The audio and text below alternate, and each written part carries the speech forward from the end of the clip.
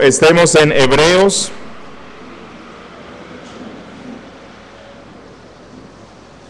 Hebreos capítulo 12. Estamos estudiando toda esta carta y ya estamos en la recta final, en esas aplicaciones que el autor está haciendo con base en toda la doctrina que él nos ha enseñado de la superioridad de Cristo. Estamos estudiando el verso 14, donde nuestro autor nos exhorta diciéndonos: seguid la paz con todos y la santidad, sin la cual nadie verá al Señor. Nos encontramos en la segunda parte del texto: seguid la santidad, sin la cual nadie verá al Señor. Ya hemos entendido a qué clase de santidad se refiere el autor. Debemos buscar, sin la cual no vamos a estar viendo al Señor. Hoy nos vamos a concentrar en la última parte del texto, que dice: sin la cual nadie verá al Señor. Vamos a probar de manera bíblica, a través de varios argumentos, por qué sin esta santidad nadie tendrá la esperanza de tener la verdadera felicidad. Y recuerde que ya hemos visto que la verdadera felicidad es ver a Dios. Y el cristiano espera esa bienaventuranza beatífica, pero el autor nos dice que hay un requisito fundamental, y este es la santidad. Y si este requisito no está, entonces nadie que no lo tenga no podrá ver a Dios. Miren que el autor nos ha dicho: seguid la paz con todos. Si un cristiano no sigue la paz, bueno, no agrada a Dios. Si un cristiano no sigue la paz, es posible que atraiga sobre sí la vara de la disciplina de Dios, como hemos visto antes, pero no nos dice que si no somos muy insistentes en conseguir esa paz, no se nos dice que vamos a perder el cielo. Pero no lo mismo se dice de la santidad. Nuestro autor nos dice que sin santidad no hay ninguna posibilidad de que nosotros veamos a Dios. Si en nosotros no ha sido infundida la santidad que proviene del Espíritu Santo, si en nosotros no hay devoción personal a Dios, si no estamos siendo conformados a su voluntad, entonces, dice el autor, nunca alcanzaremos al cielo. Lo que él nos está diciendo, y es en lo que vamos a insistir hoy: la única autopista que nos lleva al cielo se llama la santidad. Si no transitamos por ese camino, no hay ninguna posibilidad de disfrutar del cielo, y el cielo es Dios. No hay ninguna posibilidad de estar para siempre en la presencia de Dios. Y espero que esta advertencia nos haga temblar delante de la palabra. Porque lo que el autor nos está diciendo es que debido a la santidad inefable de Dios, delante de Él no podrá estar ninguno que no ame, que no busque, que no persiga y que no viva la santidad. Y nos debe hacer temblar, porque así nosotros seamos pastores, diáconos, profesores, cristianos que cumplen con todos los requisitos y actividades que la iglesia está estableciendo. Así conozcamos las doctrinas de la gracia desde la A hasta la Z. Así seamos reformados hasta los tuétanos. El autor está diciendo: si tú no buscas y persigues la santidad, nunca podrás ver a Dios. Y cuando el autor nos dice esto, entonces espero que el Espíritu Santo nos haga temblar delante de su presencia. Lo que vamos a estar haciendo hoy es ver algunas razones por las cuales nuestro autor se atreve a decir algo que es tan radical. Sin santidad nadie podrá ver a Dios. Razones bíblicas, hay muchas, pero solo vamos a enfocarnos en algunas que yo pienso son las más importantes. Vamos a analizar la primera razón por la cual la Biblia nos dice que sin santidad nadie podrá ver a Dios. En primera instancia, la Biblia nos enseña de una manera clara, contundente, que Dios ha cerrado las puertas del cielo para todos aquellos que viven en impiedad. La Biblia es muy clara. Dios cerró el cielo, Dios cerró el reino de los cielos para todos los que viven en maldad. Escuchen lo que nos dice el apóstol Pablo en 1 Corintios, capítulo 6, versículos 9 al 11. Primera a Corintios, capítulo 6, versículo 9 al 11. Dice el apóstol Pablo, ¿no sabéis, o sea, no están enterados, no saben que Dios mismo dice que los injustos, es decir, los que no hacen justicia, es decir, los que no actúan conforme a la ley de Dios, que es la ley justa? ¿No sabéis que los injustos no heredarán el reino de Dios? ¿Y qué es el reino de Dios? Es Dios mismo. ¿No sabéis que los injustos no podrán ver a Dios?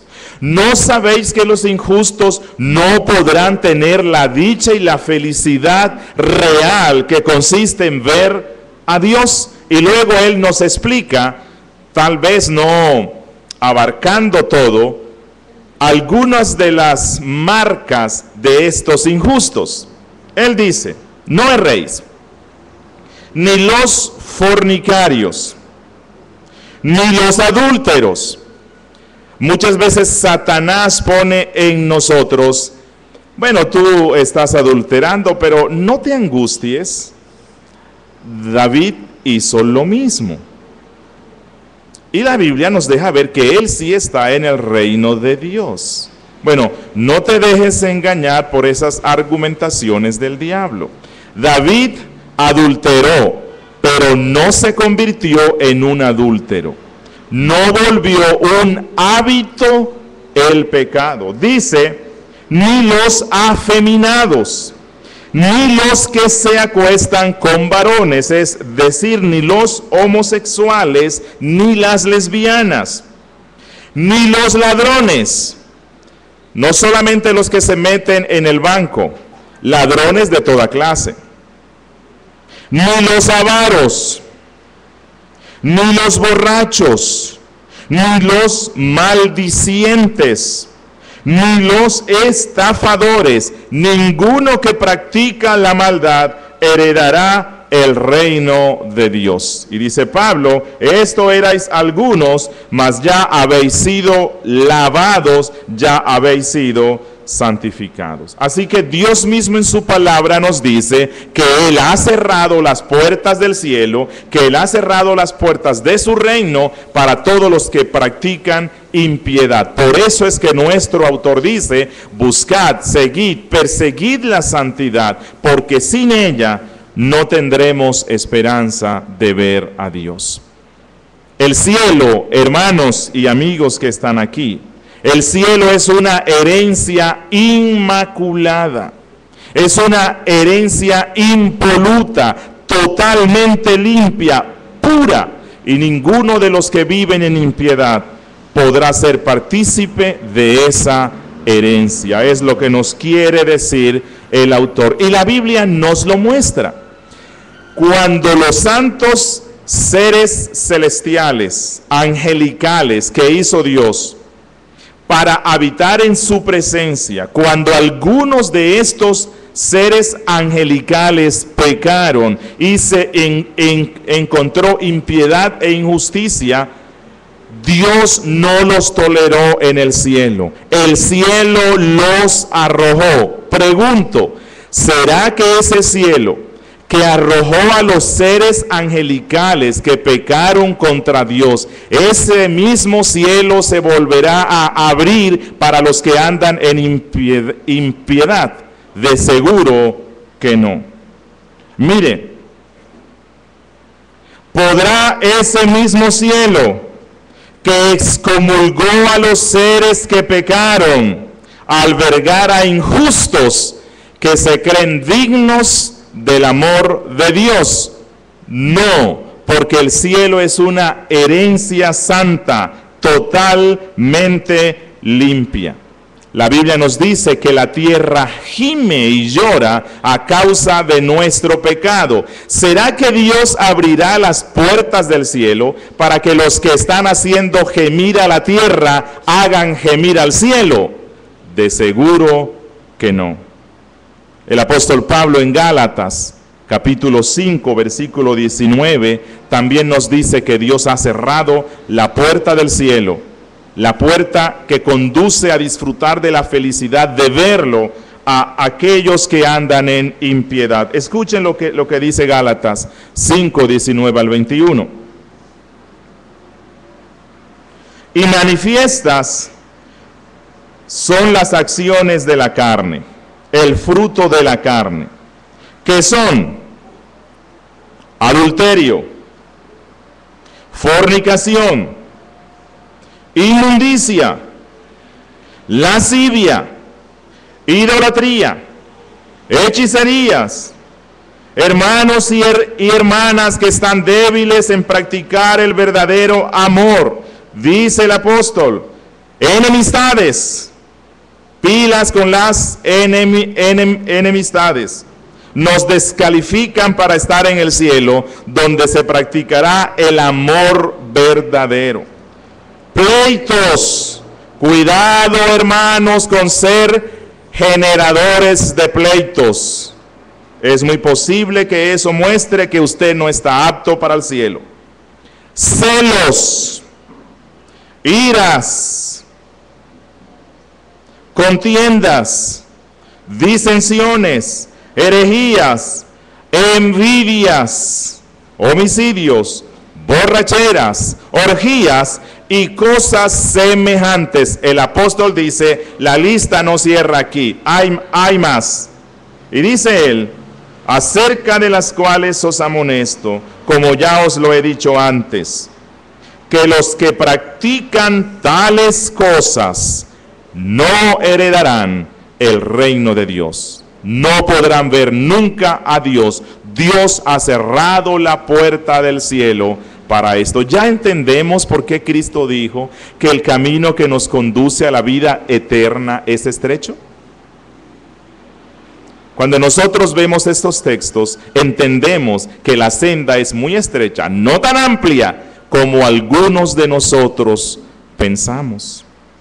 Hermanos, lo que estos textos nos dejan ver es que Dios, antes de que los impíos se vayan al infierno, les advierte que ellos no heredarán el reino de Dios.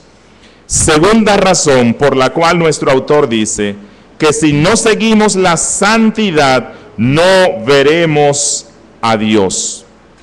Miren, la Biblia nos muestra que sin esta santidad nadie podrá ver a Dios, porque sin santidad el hombre no es más que un extraño para Dios. Sin santidad el hombre no es más que un extraño delante de Dios, y Dios no convive con extraños. Dios no convive con ningún extraño. Y la Biblia nos dice que todos los que hacen impiedad son extraños delante de Dios. Efesios 2:12.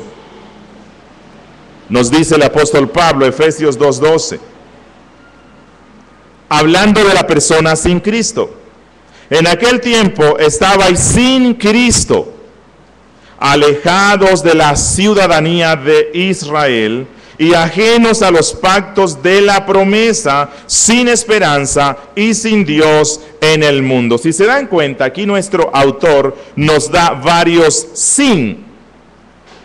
Esa es una de las razones por las cuales el que anda en maldad, el que no anda en santidad, no podrá nunca ver a Dios, porque él está sin varias cosas. Dice nuestro autor que el impío está sin Dios, y Dios es el autor de nuestra esperanza. Dice él que está sin Cristo, que es el fundamento de nuestra esperanza. Dice, cuando él dice que está alejado de la ciudadanía de Israel, está fuera de la verdadera iglesia. No está dentro de los santos que se cuentan dentro de la iglesia, que es el lugar de la esperanza. Sin Dios, la fuente de la esperanza. Sin Cristo, el fundamento de la esperanza. Fuera de la iglesia, que es el lugar de la esperanza. Y dice nuestro autor que están también sin los pactos de la promesa. Están sin las preciosas promesas de Dios, que son el suelo y que son la razón de nuestra esperanza. Por eso es que los impíos, los que andan en maldad, los que no buscan la santidad, no podrán ver a Dios.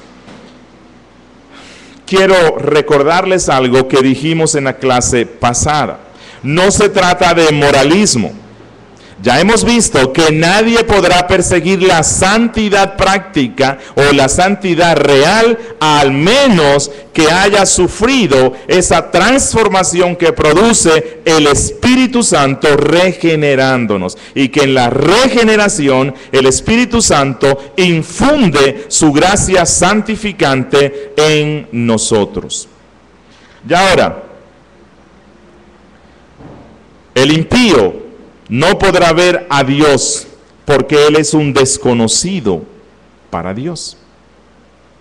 El que practica la maldad no podrá ver a Dios porque él no se preocupa por su alma. Miren, el Dios del Antiguo Testamento, que es el mismo del Nuevo Testamento, no aceptaba extraños en su santuario. Ningún gentil, ningún extraño podía entrar al santuario. Escuchen lo que dice Ezequiel 44, versículo 6. Ezequiel 44, versículo 6, 7 y 9. Dice el profeta, bueno, dice Dios, y dirás a los rebeldes, a la casa de Israel, así ha dicho Jehová el Señor. Basta ya de todas vuestras abominaciones, oh casa de Israel, de traer extranjeros, extraños, incircuncisos de corazón e incircuncisos de carne, para estar en mi santuario y para contaminar mi casa. Y concluye diciendo en el verso 9, ningún hijo de extranjero, incircunciso de corazón e incircunciso de carne, entrará en mi santuario. Y él hablaba del santuario terreno. Ya hemos visto en esta carta que Jesús ministra no en un santuario terreno, sino en el santuario celestial, mejor que el terreno. Si en el santuario terreno, que no era más que una sombra imperfecta de la realidad perfecta que iba a introducir Cristo, Dios no aceptaba extraños, ¿será que en el santuario superior y celestial aceptará Dios extraños delante de su presencia? De seguro que no. Sin santidad no somos más que extraños delante de Dios. En su presencia no entrarán extranjeros. Y el Señor Jesús lo dijo en el Nuevo Testamento de una forma muy clara. Mateo 7, 21 al 23. Mateo 7, 21 al 23, dice la palabra del Señor. Y que esta palabra nos haga temblar delante de su presencia. No todo el que me dice, Señor, Señor, entrará en el reino de los cielos, sino, ¿quién? El que hace la voluntad de mi Padre que está en los cielos. ¿Y en qué palabra se puede resumir hacer la voluntad del Padre que está en los cielos? Santidad. De la consagración es de lo que nos habla nuestro autor. Sin esta consagración no se podrá ver a Dios. Y Cristo lo dice de esta manera. No porque tú digas que eres miembro de la gloriosa iglesia bíblica bautista reformada, entrarás al reino de los cielos. Porque si no haces la voluntad de mi Padre, tú y el conocimiento que tienes de las doctrinas de la gracia se van a ir al infierno. Esto es duro, ¿no? Pero es lo que Cristo dice. Es que yo creo en la autoridad suprema y completa de la palabra de Dios. Yo creo que la Biblia es esa autoridad máxima que lo abarca todo, pero no haces lo que la Biblia dice. Y dice Cristo, aunque recites el credo, aunque conozcas la confesión de fe, no entrarás al reino de los cielos si no haces la voluntad de mi Padre. Sigue diciendo Cristo, muchos me dirán en aquel día, Señor, Señor, ¿no profetizamos en tu nombre? ¿No enseñamos tu palabra? ¿No predicamos con poder? Muchos no vinieron a la fe por medio de nuestra predicación. En tu nombre echamos fuera demonios, predicamos y la gente venía a Cristo. Los arminianos venían a la Reforma. Esto fue algo maravilloso. Y les dirá Cristo, nunca los conocí. Siempre fueron extraños, siempre fueron extranjeros delante de mi presencia. ¿Por qué? Dice él, hacedores de maldad. Sin santidad no podremos ver a Dios. Hermanos, insisto en esto. Si Dios cerró la puerta del tabernáculo a los extraños a él, los extraños al pacto, los extraños al pueblo de la promesa, también Dios cerrará la puerta del cielo a los que son extraños a Dios, extraños a Cristo, extraños a su palabra. A los palacios únicamente entran los reyes, las princesas y todos los que forman parte de la familia real, y los amigos. Los extraños no entran. Lo mismo pasa con el reino celestial. En el reino celestial no entrará nadie que sea extraño a Dios, extraño a la iglesia. Nosotros mismos no vamos a aceptar convivir en el cielo con extraños, mucho menos Dios. Dios no admitirá en su cielo a personas que no tuvieron aquí familiaridad con él. Tercer argumento bíblico de por qué sin santidad no se puede ver a Dios. Hermanos,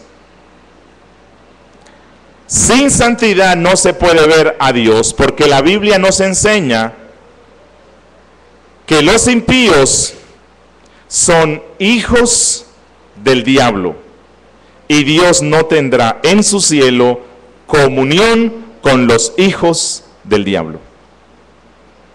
Dios no tiene ninguna comunión con Satanás.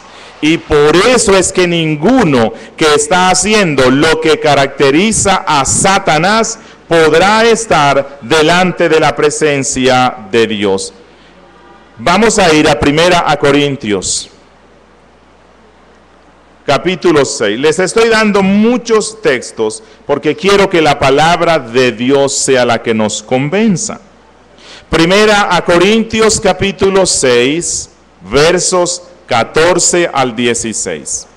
Primera a Corintios 6, 14 al 16. Dice Pablo: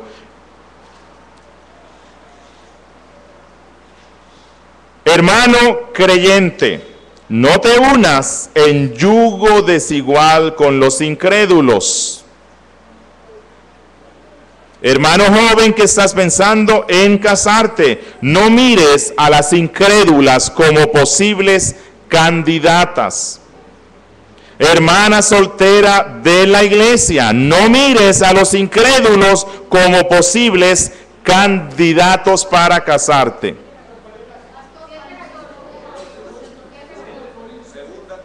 Segunda a Corintios 7:14. Qué vergüenza. Se me cae la vergüenza de la cara. Ah, ¿no es así? 6:14. Ok, ya sí se me cae la cara de la vergüenza. Bueno, eso es para que los que estaban medio adormitados puedan despertarse. Fue con intención. Sin querer queriendo. No entrarán al reino de los cielos. Dice Pablo: no os unáis en yugo desigual con los incrédulos. Y él dice, nos da la razón, porque ¿qué compañerismo? O sea, es posible que haya amistad entre la justicia y la injusticia. ¿Será posible que pueda haber alguna clase de fraternidad entre la luz y las tinieblas? ¿Será posible que haya una relación de compañerismo y camaradería entre Cristo y Belial? ¿Qué parte tiene el creyente con el incrédulo? ¿Qué acuerdo puede haber entre el templo de Dios y los ídolos? Lo que el apóstol Pablo está diciendo es que si no puede haber comunión íntima entre el incrédulo y el cristiano, entre la justicia y la injusticia, entre la luz y las tinieblas, de la misma manera, Dios no tiene comunión con el diablo, ni con aquellos que le pertenecen. Dios no tiene comunión con aquellos que hacen maldad y se complacen en ella, porque los que hacen esto son hijos de Satanás. Aunque esto suena muy fuerte, fue lo que dijo Cristo. Juan capítulo 8. Yo soy muy diplomático para decir esto, si no lo hubiese dicho Cristo. Juan capítulo 8, versículo 44. Cristo está hablándole a aquellos que habían creído en Él, nos dice antes Juan. Y a estos que supuestamente habían creído en Él, Jesús les dice: vosotros sois hijos de vuestro padre el diablo. Vosotros sois de vuestro padre el diablo, y los deseos de vuestro padre queréis hacer. ¿Cómo se identifica al hijo del diablo? ¿Qué nos dice la última parte del texto? Porque quiere hacer lo mismo que el diablo hace. Vamos a estar empezando en el mes de octubre, si Dios desea así, vamos a estar dando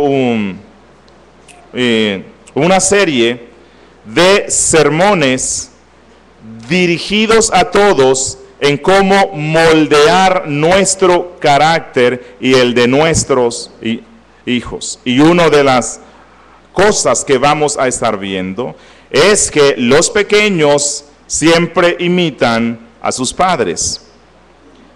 El hijo del diablo imita al diablo. El hijo de Dios imita a Dios. Así que los hijos del diablo se conocen porque están haciendo lo que el diablo quiere.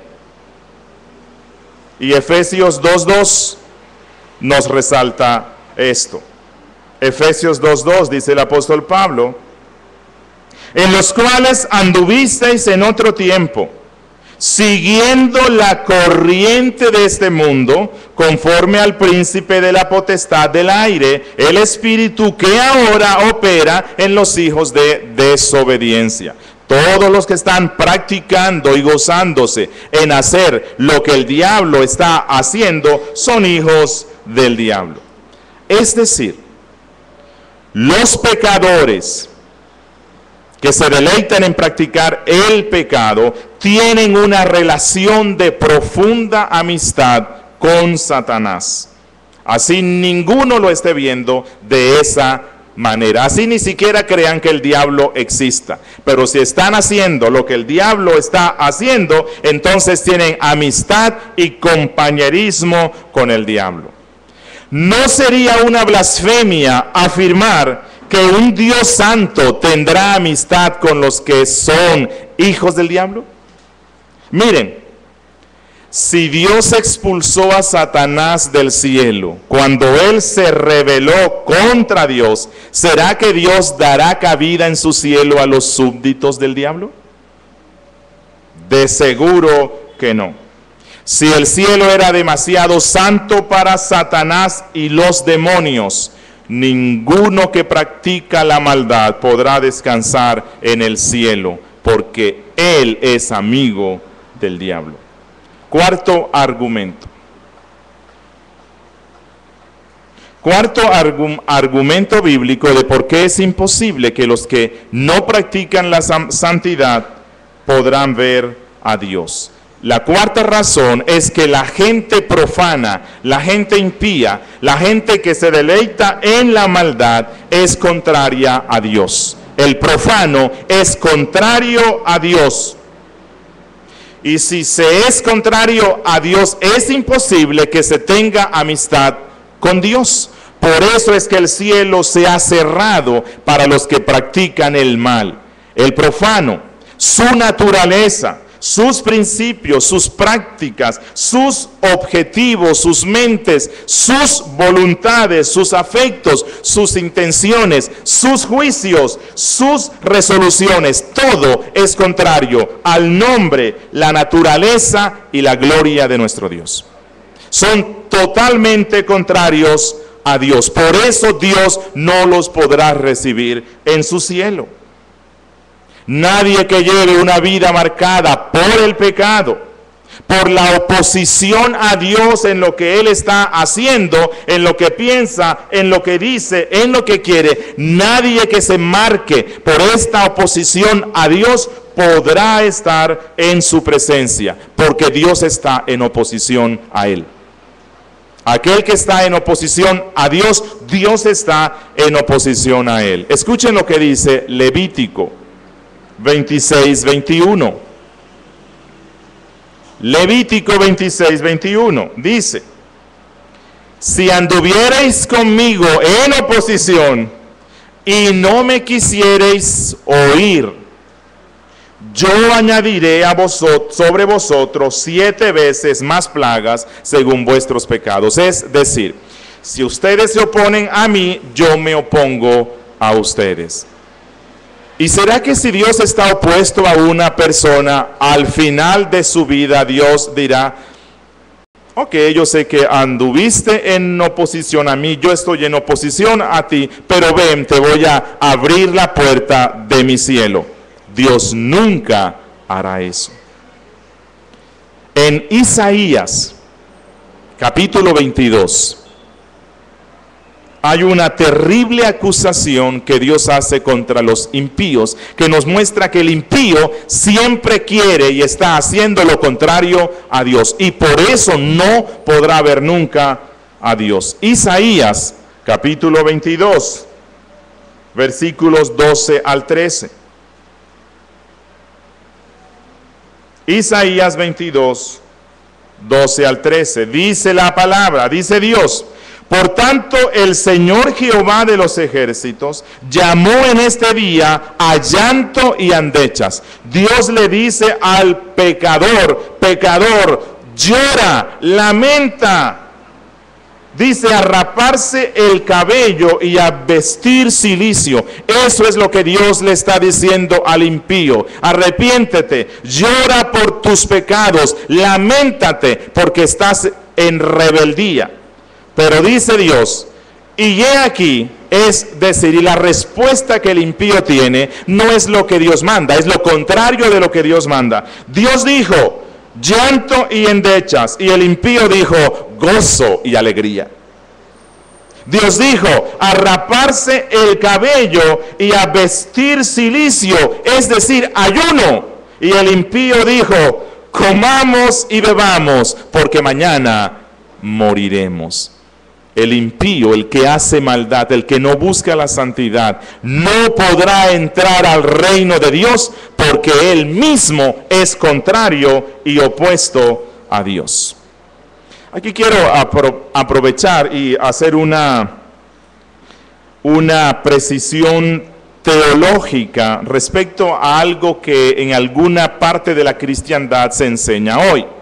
Algunas iglesias cristianas, y por cierto conservadoras, en algún sentido, han inventado la idea de que existen dos clases de cristianos. El cristiano espiritual y el cristiano carnal. Ellos dicen que ambos son salvos, que uno es espiritual y el otro es carnal. Pero eso no es lo que enseña la Biblia. La persona que es carnal, así se llame cristiana, y haya cumplido con todas las ceremonias y cuestiones externas que nuestra fe pide. La persona que se llama cristiana y es carnal, es decir, que anda según la carne o según su naturaleza pecaminosa, esa persona, si anda en la carne, es contraria a Dios, y por lo tanto Dios le ha cerrado la puerta del cielo. Eso es lo que dice Pablo, Romanos capítulo 8, versículo 6.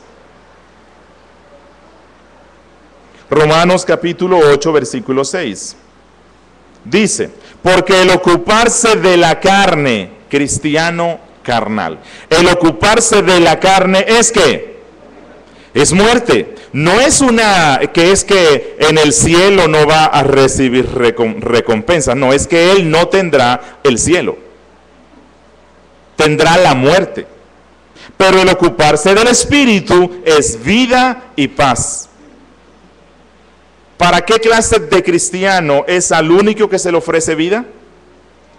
Al que anda según el Espíritu. El que anda según la carne no es de Dios, no le pertenece, y el cielo no le pertenecerá. Y el apóstol Pablo nos dice, ¿por qué?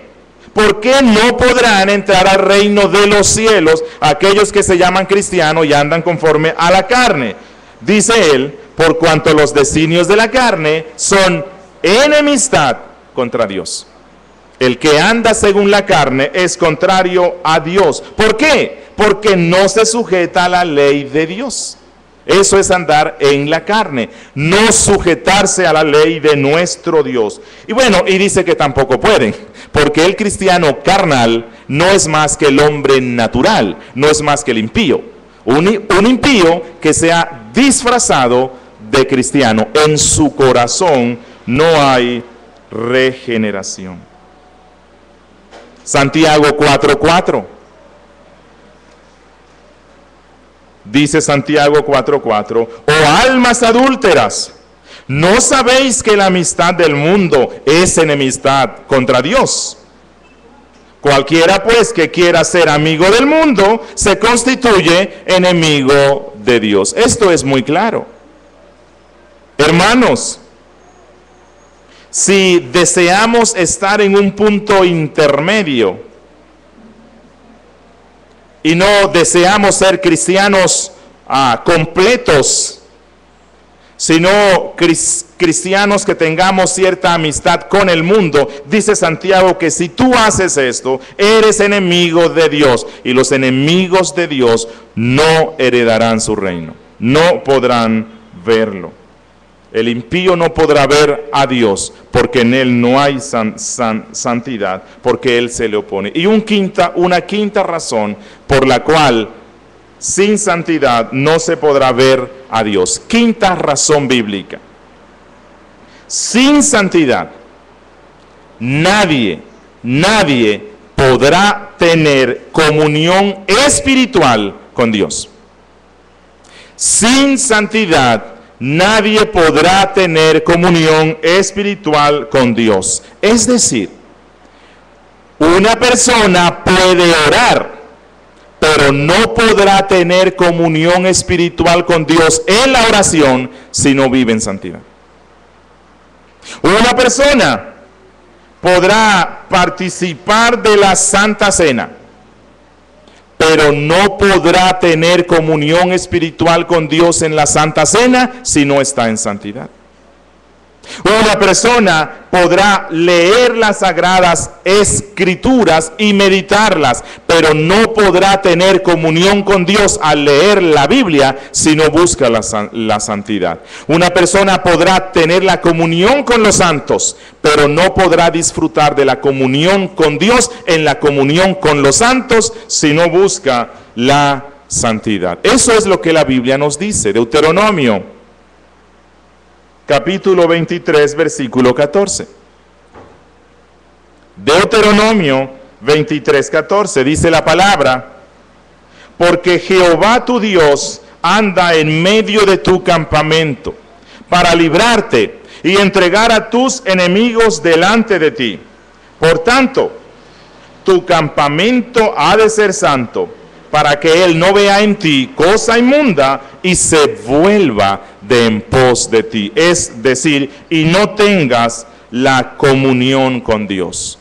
Un Dios santo solo tiene comunión con los que buscan la santidad. La santidad es el vínculo que nos une con Dios. Dios se unirá solamente con aquellos que se han unido a Él en santidad. Por cierto, el Espíritu Santo trata de mentirosos a aquellos que dicen estar en comunión con Dios mientras mantienen relaciones estrechas con el pecado. ¿Dónde dice el Espíritu Santo esto? En Primera de Juan 1:6. En Primera de Juan 1:6, el Espíritu de Dios le dice mentirosos a muchos que se identifican como cristianos, que cantan en el culto y le dicen: oh Dios, te amo, yo soy tuyo y tú eres mío. Y Dios les dice: mentiroso, no eres mío, no soy tuyo, porque te deleitas en el pecado. Primera de Juan 1:6 dice: si decimos que tenemos comunión con Él y andamos en tinieblas. ¿A qué se refiere aquí con las tinieblas? Con las obras del diablo. Y las obras del diablo ya hemos mencionado unas. Si andamos en tinieblas, mentimos, somos mentirosos y no practicamos la verdad. Debiéramos decir: no tengo ninguna comunión con Dios y Dios no tiene ninguna comunión conmigo. El tiempo se nos fue. Les invito para que en su casa lean Jeremías capítulo 7, versículos 4 al 10, si es posible hoy en la tarde. Padres, mientras están en el devocional, es bueno que lean este texto con sus hijos. Jeremías 7, 4 al 10. Allí Dios hace una seria acusación contra aquellos que no buscan la santidad. Creo que con estos argumentos espero que la palabra nos haya convencido que sin santidad nadie verá a Dios. Y deseo finalizar con unas ricas aplicaciones en forma de preguntas.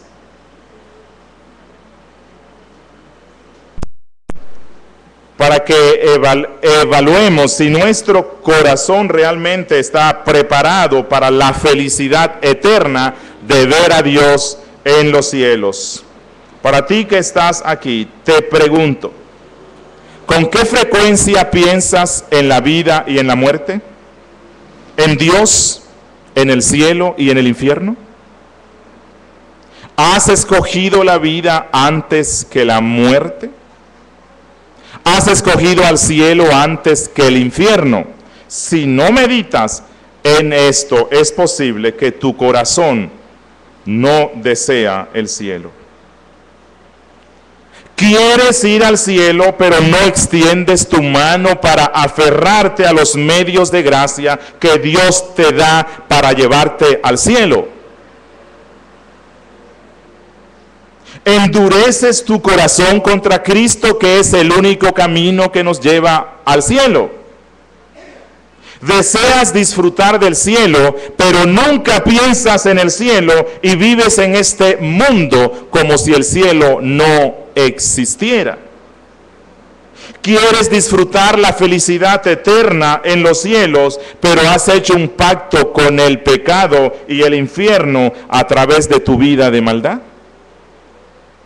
Quieres gozar del paraíso celestial donde habitarán los santos, pero en esta tierra desechas la compañía de los piadosos y no te deleitas en caminar con los que van rumbo al cielo. Quieres ir al cielo de la felicidad eterna, pero nunca hablas del cielo, nunca estás orando por el cielo, no trabajas para el cielo, no miras al cielo, no anhelas al cielo, no luchas por el cielo y no esperas el cielo. Si no estás haciendo esto, yo te invito para que hoy vengas a Cristo en un acto de fe y contrición y mires a la cruz y acudas a su gracia y le suplicas que tenga perdón de tu alma, que te dé el Espíritu Santo y te infunda su gracia santificadora por medio de la regeneración. Porque quiero decirte algo, las personas impías no tienen un corazón dispuesto para el cielo. No quieren estar en el infierno, pero tampoco quieren el cielo. Nadie quiere el infierno, pero el impío tampoco quiere el cielo. Además, si a una persona impía que se deleita en su maldad, Dios le concediera la entrada al cielo, de seguro que no encontraría en el cielo la felicidad. No la encontraría en el cielo, porque el cielo sería un infierno para los impuros de corazón. Los impuros pueden desear el cielo porque está libre de aflicciones, libre de problemas y libre de enfermedades. Pero realmente un impío no podrá gozar ni un minuto del cielo, porque en el cielo todo es santo. En el cielo todo es santo, los que lo habitan son santos, lo que se hace en el cielo es santo, la felicidad en el cielo es santa. Un impío, un corazón impuro, no podrá desear un cielo así. Yo espero que nosotros, todos los que estamos aquí, sí tengamos un corazón dispuesto para el cielo. Preguntas.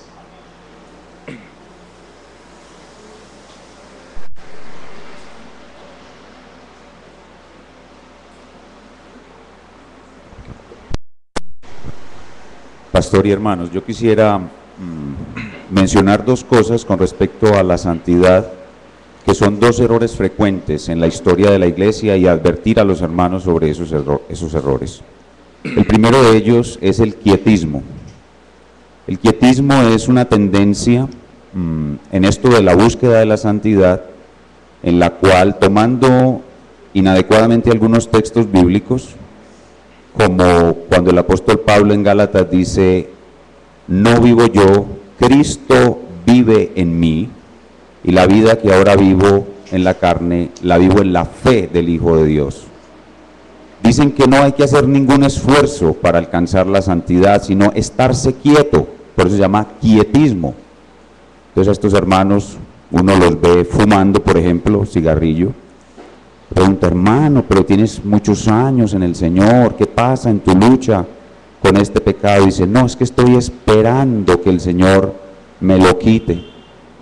Entonces, eso es quietismo. En nuestros círculos cristianos de hoy en día no es muy frecuente esta tendencia, solo la he encontrado en algunas iglesias que no sé cómo su nombre bien en nuestro tiempo, creo que vienen del Brasil, que usan una versión de la Biblia que se llama la Biblia Recobro,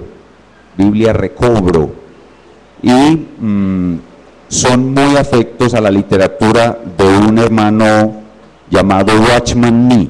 Watchman Nee es un chino, evangelista, no sé si un chino japonés, como dijo alguien por ahí, un chino, pero los libros del hermano Watchman Nee suelen inducir al quietismo. Entonces, yo quiero advertir sobre ese error y atender en la iglesia esto. Afortunadamente entre nosotros no ha surgido mucho de eso. Lo otro que sí está más cercano, el otro error que sí está más cercano, y nuestro invitado en este día, el pastor Line, puede darnos testimonio de eso porque él ha sufrido en su iglesia ataques de este otro error, que es el perfeccionismo. El perfeccionismo, que es de origen wesleyano.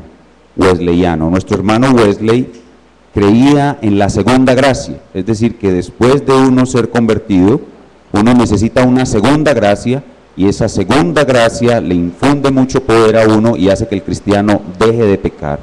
Entonces nuestro hermano Wesley, practicando algo de malabarismo teológico, logró convencer a sus seguidores de que uno en esta vida deja de pecar. Y menciono al pastor Line porque yo recuerdo de un diácono de la iglesia, pastor, que se fue con unos perfeccionistas, un hermano que vino de México, que era wesleyano, y lo sedujo hacia el perfeccionismo, y tu iglesia tuvo una pérdida como de 2 o 3 miembros seducidos por el perfeccionismo. Entonces esta es una opción más cercana a nosotros. Aquí en la iglesia nuestra hay hermanos que anhelan de todo corazón la santidad, buscan la santidad con todas sus fuerzas, mejor dicho, viven para la santidad. Entonces llega el perfeccionista y le dice, bueno, pero es que usted está perdiendo su tiempo, usted puede lograr la perfecta santidad en esta vida, y lo seducen invitándolo a convertirse en un santo perfecto aquí. Nosotros enseñamos claramente que de este lado del cielo no es posible la perfección, y por eso quería mencionar estos 2 detallitos adicionales en este tema de la búsqueda de la santidad. Gracias, Pastor Sergio. Como suelo decir, nosotros somos como el péndulo. Se nos mueve, estamos en una posición extrema anticristiana, se nos mueve un poco con este tipo de enseñanzas, y en vez de buscar el equilibrio en la palabra, lo que hacemos es irnos para el otro extremo. Nos es difícil estar en el equilibrio de la palabra, y es bueno esto, ¿no? Sí, hermano. Pastor Julio, en línea con lo que está diciendo el pastor Sergio, me gustaría que aclarara un poco el tema de que el verdadero regenerado cristiano no practica el pecado, aunque todavía hay un remanente de pecado en él, y eventualmente pecará, porque todo santo peca. ¿Cómo no caer en la trampa de dudar de que se es un regenerado y un escogido por alguna situación particular o lucha con algún pecado específico? Vuelvo y hablo, no sé, cigarrillo, alcohol, laxivia, todo ese tipo de cosas que sabemos, y creo que no es un secreto, que aún los hermanos reformados y cualquier cristiano genuino batalla, inclusive durante mucho tiempo, con el tema, no sé si es válido en la reforma, ataduras o cosas por el estilo. No sé, ahí lo que he podido entender es que aún siendo un escogido y un regenerado, posiblemente por su instrucción equivocada del arminianismo y todo el resto de corrientes, tal vez lo que no tiene es carácter y madurez cristiana, pero es un hijo de Dios, es un escogido, y encuentra unos hermanos que dudan aún, ¿será que realmente no he nacido de nuevo cuando yo genuinamente he recibido al Señor, he buscado al Señor, pero no ha tenido la instrucción y la educación bíblica correcta y le genera una especie de frustración o duda de si eso no es hijo y siendo un hijo, porque las doctrinas de la gracia nos dicen claramente que la perseverancia de los santos nos permitirán llegar al cielo aún a pesar de. Me gustaría que aclarara un poco esa parte. Ok, empiezo diciendo que es imposible que en un verdadero creyente el pecado no le conduzca a dudar de si es hijo de Dios o no. Una de las consecuencias terribles del pecado es que el pecado nos lleva a cuestionarnos, ¿realmente soy hijo de Dios o no? El pecado, una de las aflicciones que trae, es que al romper la comunión con Dios nos lleva a la duda. De allí la invitación del autor, busquen la santidad. Entre menos pecado, menos duda. Y ahora, para nosotros poder entender esto de que somos llamados a la santidad, y como decía el pastor, no obstante esa santidad perfecta, práctica, no la alcanzaremos nunca en esta tierra, lo único que nos toca es ir a la Biblia y ver a los personajes que están ahí, a los santos que están allí. Del único que se nos dice que anduvo en santidad y perfección completa, lo que en la clase antepasado denominábamos santidad legal, fue Cristo. Pero hay algo muy importante.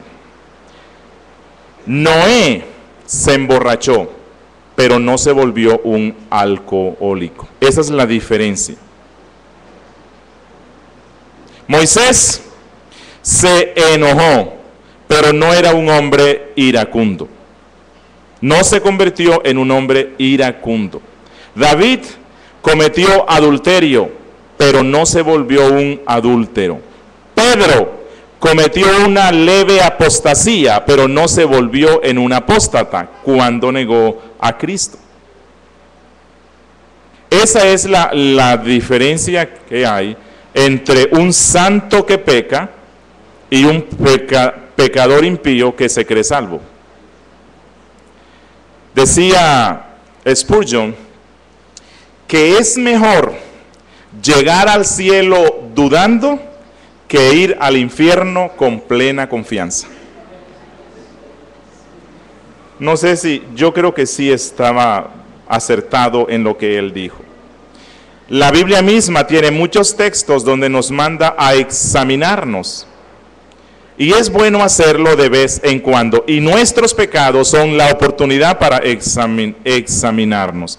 De todas formas, nuestra confianza no radica en lo que nosotros hacemos, sino en la gracia de nuestro Dios. Y lo aprendíamos ayer en la clase, ¿no? Dios preserva a sus santos y los preserva a través de la perseverancia. Y en la perseverancia yo soy muy responsable. No sé si aclaré un poco. Bueno, última pregunta porque el tiempo se nos fue y bastante. Pastor Julio, ¿qué tiene que ver la convicción de pecado que da el Espíritu Santo con respecto a la santidad? ¿Me repites al principio? No. ¿Qué tiene que ver la convicción de pecado que da el Espíritu Santo con respecto a la santidad? Sí. O si la convicción de pecado es del Espíritu Santo o es de Satanás. La convicción de pecado. La convicción de pecado, si persigue la tristeza según Dios, es del Espíritu Santo. Porque la tristeza según Dios nos conduce al arrepentimiento. Pero no sé si le pudiéramos llamar convicción de pecado, pero cuando mi conciencia está siendo acusada y llega toda esa convicción de pecado, pero más bien como algo así. Usted está siendo tentado para practicar la fornicación. Usted ya tiene una candidata. Ha visto a una señora o señorita que le gusta mucho y que viste como visten las del mundo, ¿verdad? y está siendo tentado fuertemente a pecar, a usted vendrá una especie de convicción de pecado que no es del Espíritu Santo con esta argumentación. Hermano Juan, ¿recuerdas lo que dijo Cristo en el Sermón del Monte? Que adulterio no es solamente cuando una persona tiene vida íntima con alguien que no es su esposa, sino que si tú viste a una mujer para codiciarla en tu corazón, ya pecaste. Así que, hermano Juan, ya pecaste. ¿Qué más da que te acuestes con ella? Creo que eso es una falsa convicción de pecado. Pero la convicción de pecado que nos lleva a la tristeza según Dios, esa nos conduce al arrepentimiento y a apartarnos del pecado. Esa viene del Espíritu Santo. Bueno, nos vemos el domingo próximo a las 9:30. Vamos a dar gracias al Señor. Bendito Dios, Padre nuestro, queremos alabarte y bendecirte, darte gracias por tu palabra. Gracias por este tema que tu palabra nos trae sobre la santidad práctica.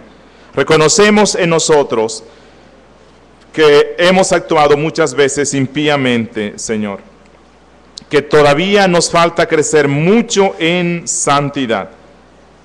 Reconocemos nuestra debilidad.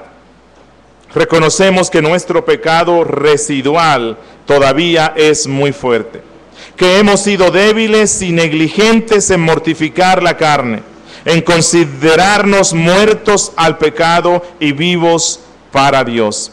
Perdónanos, Dios, porque aún estamos muy distantes de lo que tu palabra nos dice.